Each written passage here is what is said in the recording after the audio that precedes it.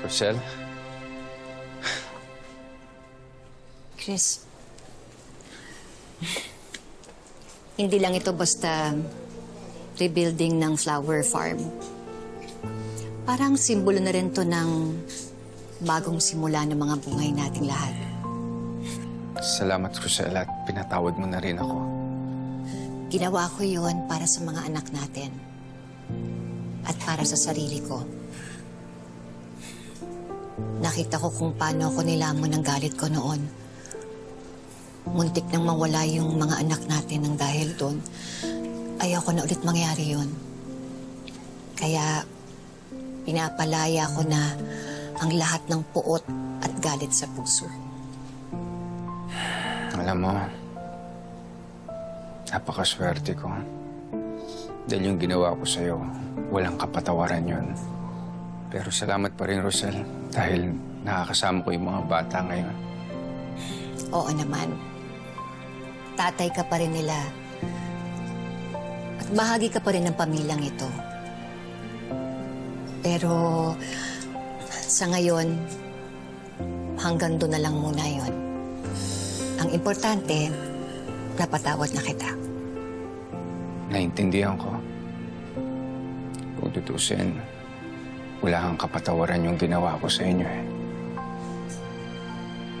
Kaya maraming salamat. At napatawad mo ako.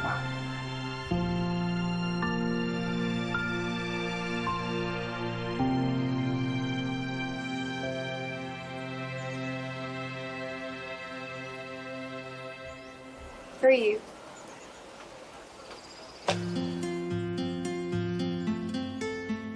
Hoy, Tali, ano naman ginagawa mo dito? Mga ahas ka na naman, no? Oy, relax. Nakapag-move on na ako kay Wesley. I'm giving you these flowers dahil ito yung favorite flowers ni Belle. Oh, Wesley, why not you propose to her na? Tanungin mo na siya kung gusto niya na maging girlfriend mo. Teka, ano bang alam mo? Alam mo, ang daming shinare sa akin ni Belle. Shinare niya na wala pa kayong official relationship.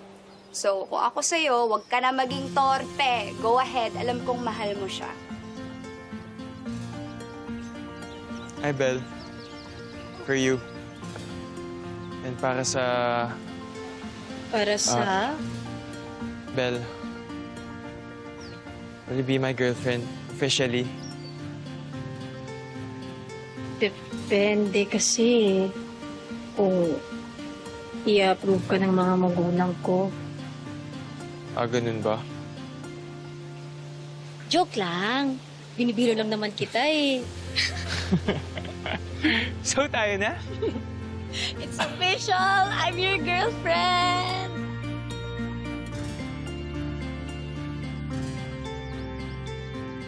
Natatakot ako baka di magustuhan ng customer. Baka may kulang. Hindi na, sakto na yan. Maganda na. Balansin na siya. Oh. So, paano yan? Pakita na namin sa customer to. Sana magustuhan niya. Okay. Maganda. Sige. Sige. Balitaan niyo ako, ah. Sure. Sana magustuhan niya. Ganda din ito, ah. Parang okay to. Bambi, kamusta? Ito, first time ko lang gumawa ng bouquet kasi kaya medyo kinakabahan ako. Pero sabi naman ni Basil na okay lang naman yung gawa ko. Bambi, gusto ko lang sana mag-sorry dahil ang dami kasi nangyari sa buhay ko eh. Hindi ko nabigyan ng atensyon ng ibang bagay. Pero,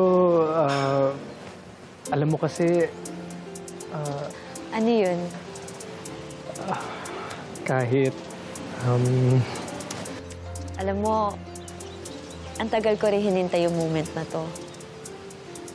Yung mapansin mo ako. Bambi, sorry pero noon pa kita napapansin. At ngayon, pwedeng-pwede na.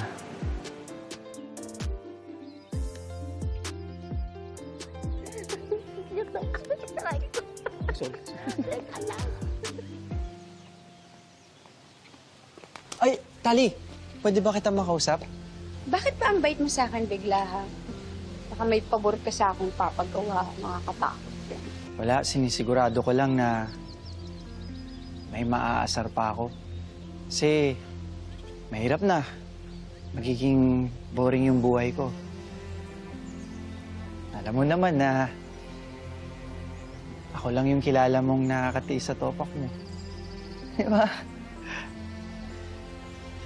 Okay, true. Kaya Anong ginagawa mo?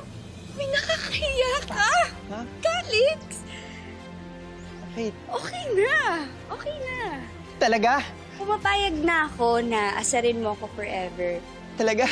Pero, huwag kang magugulat ha pag pinatulan kita. Talaga? Deal? Bukas ka agad yung start ng forever, ah? Deal! Deal? Wala bang ganito? Wala bang kiss? Sa akin na lang. O, sa kanya na lang daw. Ayoko, sa'yo gusto ko eh. Ayaw ko sa'yo. Ang bilis niyong ginawa, ha? Ang ganda! Ang ganda ng ginawa niyo. Parang hindi siya nasira at all. Alam niyo po, Madam Jacinta, ito pong flower farm na ito ay simbolo ng mga nangyari sa buhay nating lahat. Bawat pagsubok, bawat pagdapa, bawat pagbangon, bawat masakit, at bawat tagumpay. Nabuo ang pamilya ko. Tayong lahat. Mga kaibigan, mga katrabaho, pamilya. Lahat po tayo pinagtagpo at pinag-isa. Kaya naman, ngayon, maghahati-hati tayo sa tagumpay. Para sa ating lahat itong flower farm.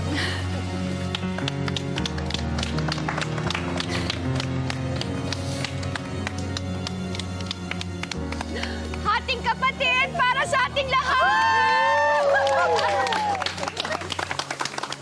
Madam, maraming salamat po.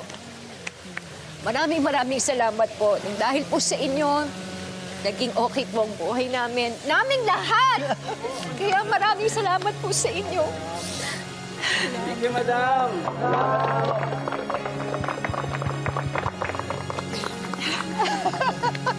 Thank you po.